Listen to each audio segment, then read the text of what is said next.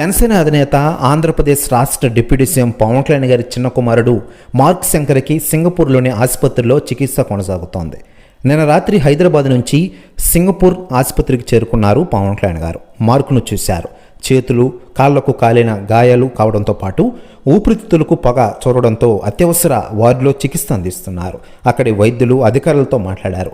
Mark కోలుకుంటున్నాడని, ఊపిరితిత్తుల దగ్గర పొగ పట్టేయడం మూలంగా తలెత్తే ఆరోగ్యపరమైన ఇబ్బందులపై పరీక్షలు చేస్తున్నామని వివరించిన విషయం మనకందరికీ తెలిసిందే.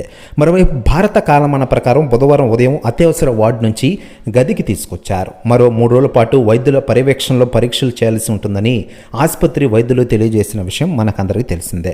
మరోవైపు లేటెస్ట్గా అందుతున్న సమాచారం ప్రకారం పవన్ కళ్యాణ్ గారి చిన్న కుమారుడు మార్క్ శంకర్ను చూసేందుకు ఇప్పటికే నిర్మాత అల్లు అరవింద్ కూడా సింగపూర్ వెళ్లిన విషయం తెలిసిందే. తాజాగా ఆరోగ్య పరిస్థితిపై అల్లు అరవింద్ గారు ఎమోషనల్ కామెంట్స్ చేశారట.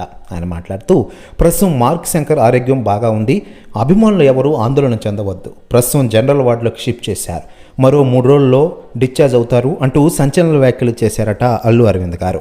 ప్రస్తుతం ఈ న్యూస్ కూడా తెగ వైరల్ అవుతోంది టోటల్ తెలుగు ఇండస్ట్రీలో. మరోవైపు మార్క్ శంకర్ త్వరగా కోలుకుంటావాలంటూ రాష్ట్ర వ్యాప్తంగా జనసేన శ్రేణులు ఆలయాల్లో పూజలు చేస్తున్నారు.